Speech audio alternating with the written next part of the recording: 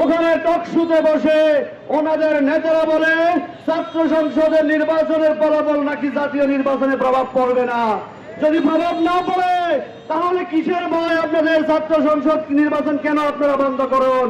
তাহলে আমরা ওদেরকে আহ্বান জানাতে চাই, ফ্যাসিস্টদের যে পরিণতি হয়েছে আপনাদেরও সেই পরিণতি হবে। আমরা সবাইকে নিয়ে এই বাংলাদেশকে সুন্দরভাবে গঠন করতে চাই।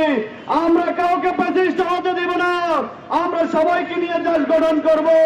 সেজন্য নেতাকে আহ্বান করতে চাই, ছাত্র জনতার পথ বুঝেন, ছাত্রদের কাছে ছাত্রদের সাথে মিশে আন্দোলন করুন, আর না হয় আপনার পরিণতি ভালো হবে না। গণঅভ্যুত্থান পরবর্তী ছাত্র জনতার গণ আকাঙ্ক্ষা ছিল, যা ছাত্র জনতার আকাঙ্ক্ষা ছিল ছাত্র সমাজের বাংলাদেশের নাগরিকদের মৌলিক অধিকার ভোটাধিকার ফিরিয়ে দেওয়া।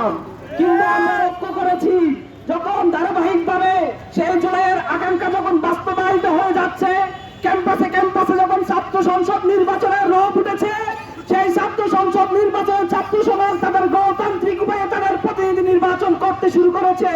ঠিক সেই সময়ে হারার ভয়ে একটা দল এই ছাত্র সংসদ নির্বাচন বানচাল করতে চায়। আমরা দেখেছি গত 2 দিন ধরে নির্বাচন কমিশনের সামনে মত করে ছাত্র সংসদ নির্বাচন বানচাল করার পায়তারা করেছে একটি ছাত্র সংগঠন। ছাত্র সংগঠনের কাজ হচ্ছে ছাত্রদের গণতান্ত্রিক অধিকার ফিরিয়ে দেওয়া, কিন্তু সেই ছাত্র সংগঠনের কাজ যদি হয় নিশ্চয়ই ভবনের সামনে বসে ছাত্র সংসদ নির্বাচন বন্ধ করে দেওয়া। আপনাদেরকে বলি তাহলে আপনাদের ছাত্র রাজনীতি করার দরকার নেই। সংগ্রামী উপস্থিতি, আমরা দেখেছি নির্বাচন কমিশনের নাটকীয়তা। নির্বাচন কমিশনকে বলে দিতে চাই, আপনারা যদি দায়িত্ব পালন করতে না পারেন তাহলে পদে থাকার দরকার নেই। উপস্থিতি, ছাত্র রাজনীতি বাংলাদেশের প্রেক্ষাপটে পরিবর্তন হয়েছে। বাংলার ছাত্র সমাজ এখন পেশি শক্তি চাই না, ক্যাম্পাসে পেশি শক্তির চর্চা এখন চাই না।